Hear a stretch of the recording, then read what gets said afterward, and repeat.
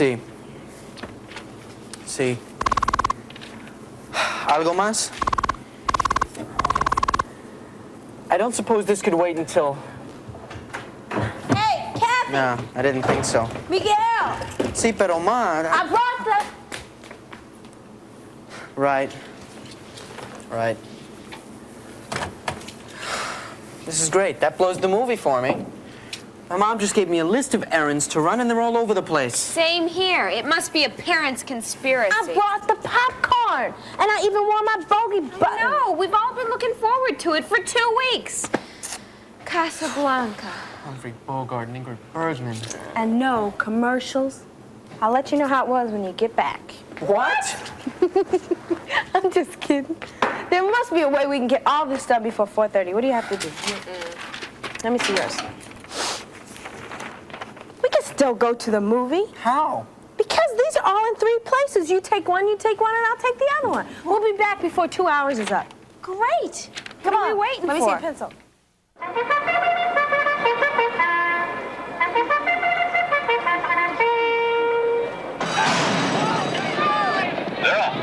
They break away, stretching in between horses down along the inside. January. Thoroughbred racehorses are a special breed of animal. They're trained to use their powerful running muscles for one thing, speed. Come on with that one. Green horses stretching in on the outside. Paul Valentine, legendary gift, moving along the rail. Favorite Mac in the outside. Now third, coming on the outside. Getting the most speed out of the horse is the jockey's job. Jack Cannell became a professional jockey when he turned 16. Getting out pretty good around the turn, you know. You could have kept me in, but I want to see if you could do anything, you know. Right. If he was going to get me. A jockey's day begins at dawn. Jack and his younger sister Jill live with their parents in Maryland. Jill intends to make racing her career, too. Jack's nickname is Cowboy Jack. And Jack and Jill live like cowboys always have, traveling wherever the work is, moving from racetrack to racetrack.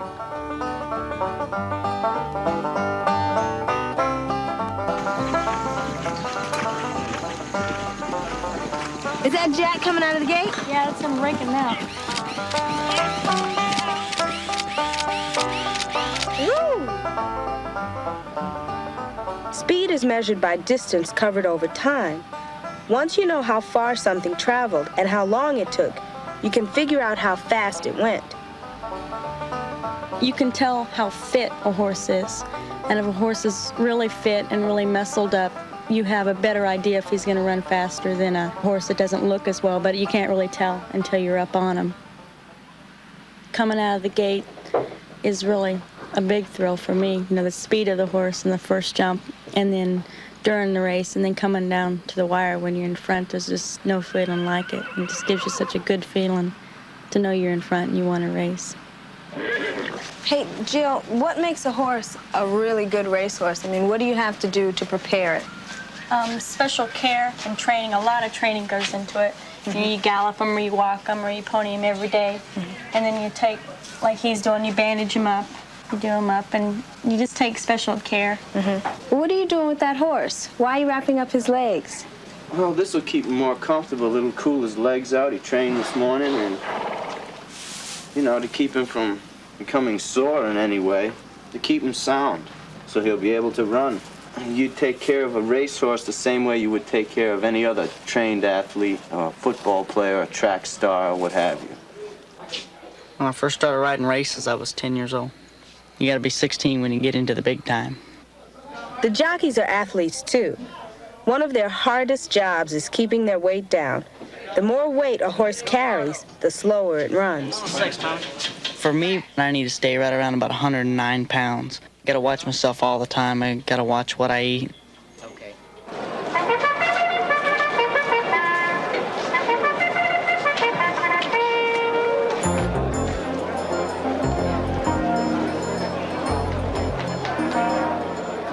It's now post time.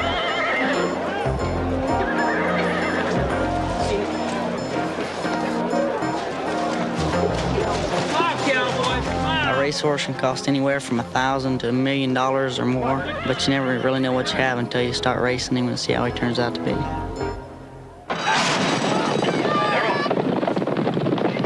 Every horse has a different personality.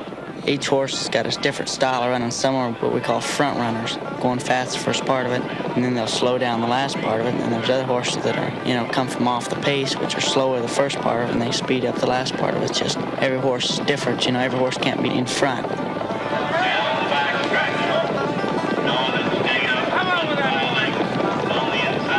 We timed the race and measured the distance and time to find out the speed of the winning horse.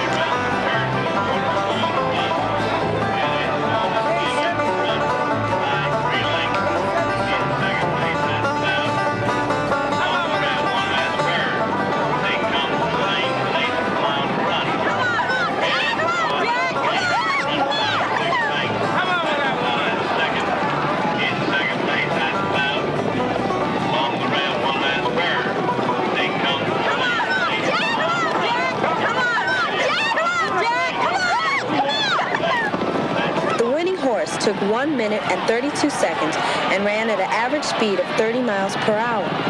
Jack's horse came in 0.6 of a second later. Speed.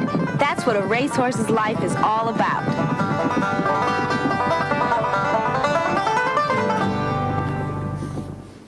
Okay, that takes care of me. Miguel, you have to go downtown, right? Right. The subway should take half an hour and then half an hour for shopping. Okay, and then you can take the number 5 bus and pick up my mom's shoes at the repair stop, and then that'll take another 15 minutes, so... And then I can pick up my grandmother's package. On my way back up, I should be back in about an hour and 45 minutes. Yeah. Okay, now I just take the subway to Midtown. It's 20 minutes, half an hour for shopping. I think I have to take 1 bus, but that's another 15 or 20 minutes. I should be back in an hour and a half. We can really get this done in less than 2 hours. And then we can get back in time to pop popcorn. Oh, our reward for a job well done. Let's not worry about the reward until the job's done. Okay? Oh, yeah, okay. Let's move. And fast, come on.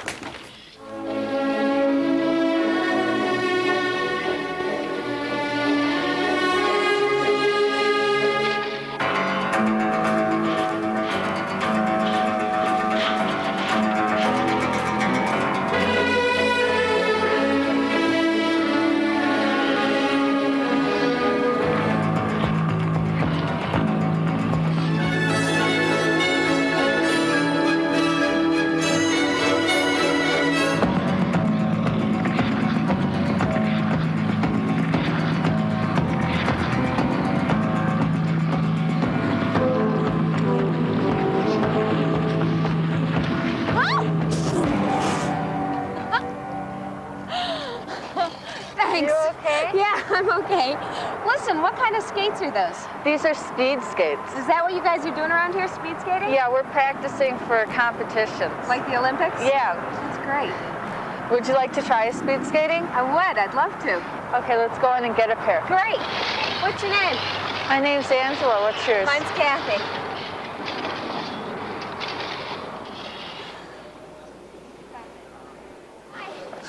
Bob Corby coaches Angela and the rest of the U.S. speed skating team. Hi, Bob. This is Kathy. Hi.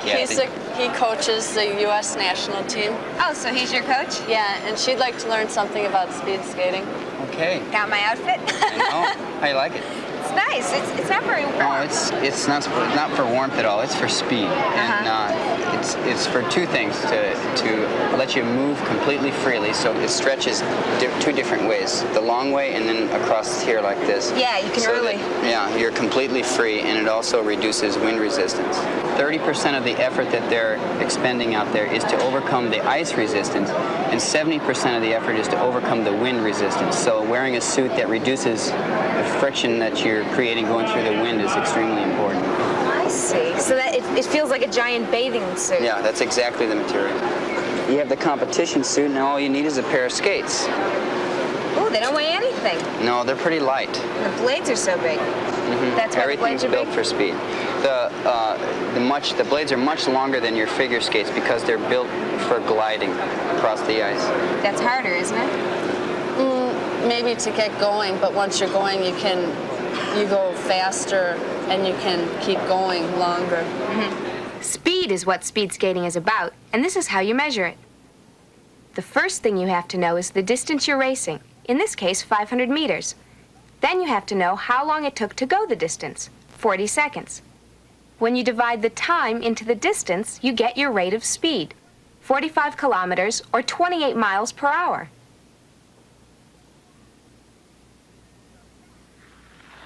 To go fast, speed skaters have to push to the side and back. The sharp edge of the skate blade digs into the ice, moving them forward.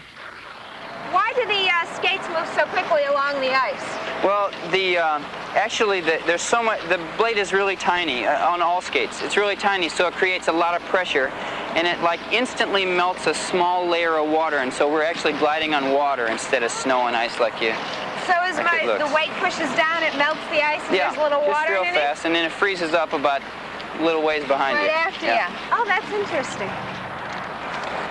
How come they're all crouched down like this? So they can increase the length of each stroke. If they can push 2 inches longer on every stroke, it'll make them go much faster. Oh, I see. So the down farther they are, the farther out their leg can go. Right. Maybe Angela can show us how to do it here. You want to try? Sure. Okay, now as you can see Angela going by, you can see how low she is and how bent over upper body is, how the strokes are going long and out to the side. Yeah, she really gets that leg out. Yeah. They skate extremely low, and that's mainly my job, to tell them to get low about 500 times a day. What are they doing, all those kids in a pack like, racing and going in and out? Yeah, they'll follow single file to help break down wind resistance for those behind. The person in the front has to work a little bit harder, but then they change leads. And they also, other reasons, a person can help learn better technique by sitting behind someone who skates very well, and they can copy their technique a little bit. Oh, I see.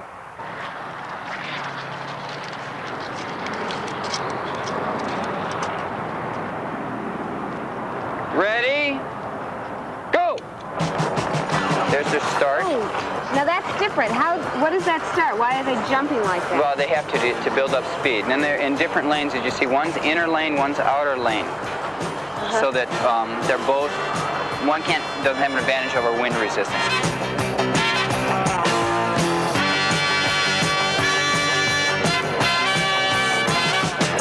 Okay, and then they're coming down in here. You see Bonnie's now in the outer lane. And that's finished. 35 seconds. What does that make their speed? Close to 30 miles an hour. It's the fastest. Is that faster than running? Much faster. Yeah, and much faster than running. Swimming too? Yes, much faster. So this is the fastest thing that a person can do? That was great. You exhausted? Oh, yeah. Okay. Pulling in all that cold air. Now it's Kathy's turn. Want to try it? Okay. All right, why don't you guys get a line going out here, and Kathy can jump in. And They have to promise not to skate over me if I fall down. Okay.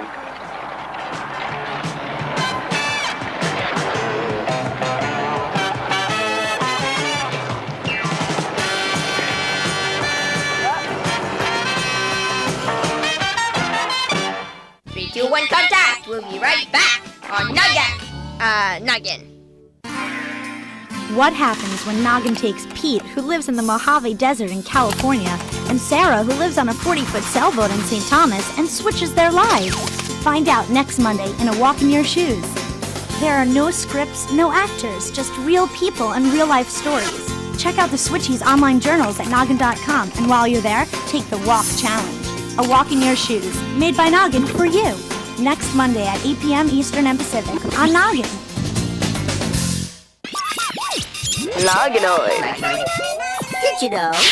Mr. Hooper didn't have a first name until the episode where he received his GED. Hooper. On his diploma, he became Harold Hooper. Harold.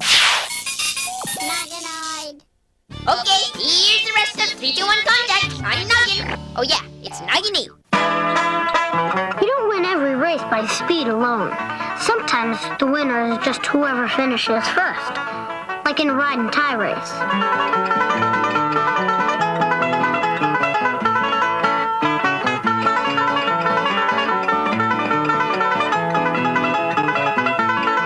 Ride and tie was used to travel in Europe in the 1700s. And there are stories of how people used it in the Old West in America. Two people would start out with one horse. One started running, while the other rode past him on the horse. After a few miles, the rider tied the horse to a tree and ran while the horse rested. When the runner got to the horse, he untied it and rode until he passed his friend on the road. When he was rested, he would tie up the horse and start running again. Then the friend would catch up, untie the horse, and the whole thing would keep going like this until they got to where they were going. Now people do it for fun.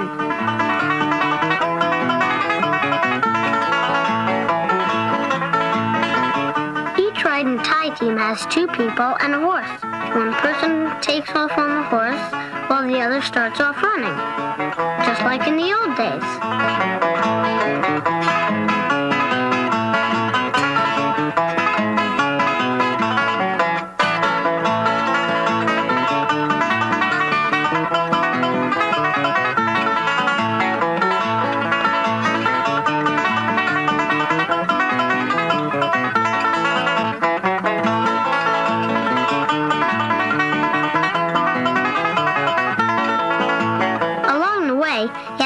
At least 5 times to keep your horse from getting exhausted.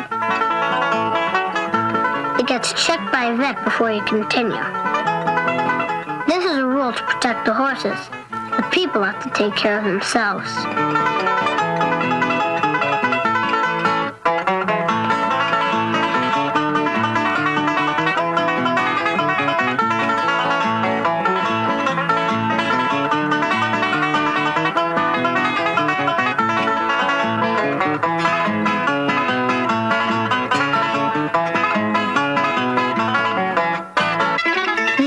This race isn't to run or ride as fast as you can. The whole point is to plan how long to run and how long to ride, so that the whole team finishes the race.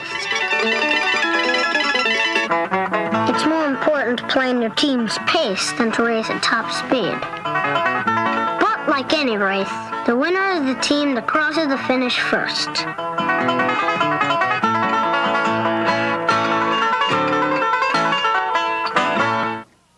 Whenever there's trouble, we're there on the double. We're the Bloodhound Gang. If you've got the crime, we've got the time. We're the Bloodhound Gang. The gang is having breakfast the morning of Vicky's big race. At the cafe, they overhear a runner, Jake Sykes, brag about his 7-minute miles. And during the race, they clock him at the 2-mile marker. He's right on time. Vicky's friend Cece comes in first, but discovers that her antique store has been burglarized during the race. Someone stole a treasure map.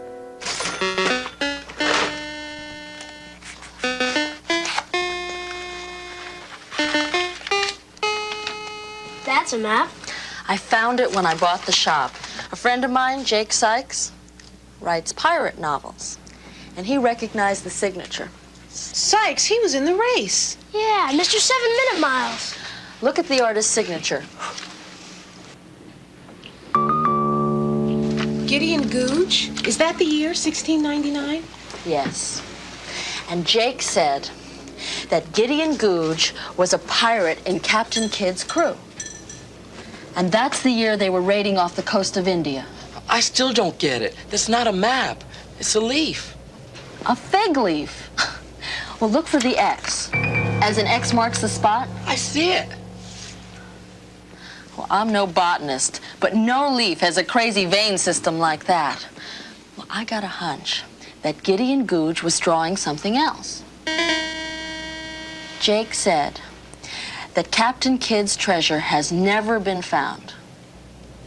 I think that's where it's buried. But where is where? Well, I looked at a map of India, and the veins matched up exactly. To what? The delta of the Ganges River. Hold it. You said it was stolen. When I realized that someone had broken in, my first thought was the map. The paper had a watermark, a pair of swans. Well, the swans are gone. Then the map's been switched. This is a fake. The leaf veins are different, and X marks the spot has been moved. Does anybody but Sykes know about this map? Well, yeah, my partners. I mean, it takes a lot of money to go all the way to India treasure hunting. We're meeting here with an attorney after lunch to draw up the partnership papers. Sykes is in? Yeah, and Amy Fitch, she owns a cafe, and a friend of mine who works at the hardware store, Ned Stone. Then it had to be one of them. It couldn't be. They were all at the race. Perfect alibis. Too perfect. And planned to the minute. Whoever broke into the shop knew that the village would empty out for the race. Does anyone else have the key to your store? Well, just Amy. She takes over when I go on buying sprees. Listen, don't let anyone know we're detectives. Let us do a little bloodhounding. Ricardo, see if you can find out if anybody hung around town during the race. Skip, we'll go check out the cafe.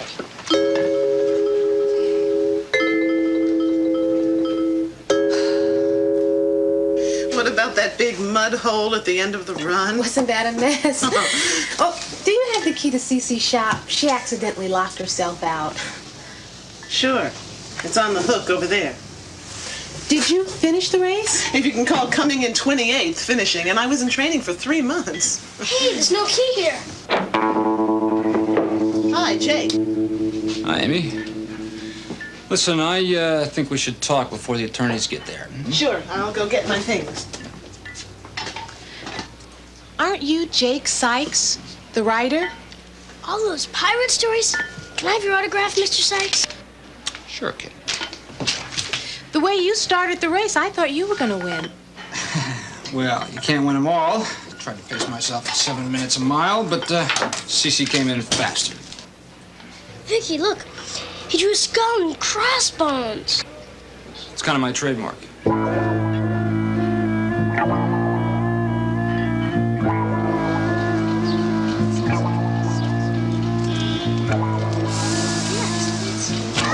Did you find out anything? Nobody saw anything. Everybody was at the race. Well, I've got that writer's autograph. Hey, maybe some of the letters on his autograph will match the ones in that fake signature. Gideon Goodge. Check it out. We'll check out Ned Stone, and then we'll meet you back at the cafe. Okay, got it.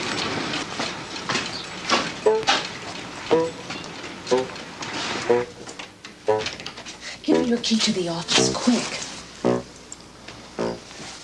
Excuse me. Yeah. Are you Ned Stone? Sure am. Cece asked us to get a copy of this key. Okay. What you doing, changing your lock? I don't know. Isn't that her usual key? No. Didn't I see you in the race? Yeah. I should have won. I'm in terrific shape, I thought. How'd you do? Great. I was in the lead at the halfway marker. I did the first 5 miles in 38 minutes. And my leg cramped up. Then what happened? Well, I had to drop out. Walked it off for about 10 minutes. So I watched everybody pass me. Everybody? Yeah. Well, everybody but Jake Sykes. Never saw him go by.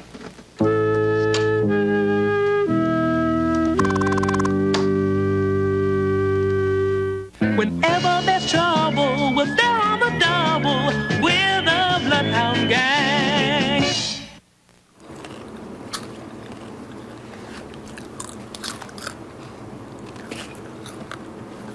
Nothing is happening. She turned on the set and nothing is happening. I feel we should be concerned here. It's almost 5. I'll check it. Oh, if this doesn't work, I'm gonna die! Come on. Oh. Ta-da. It was Come on, fun. come on. Okay.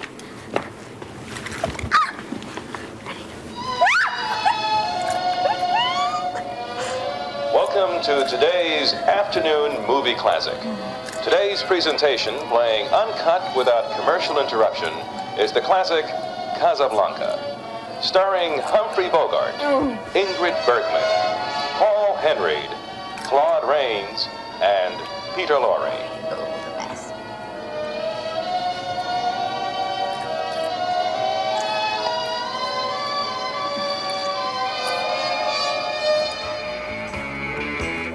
321 Contact is a production of the Children's Television Workshop.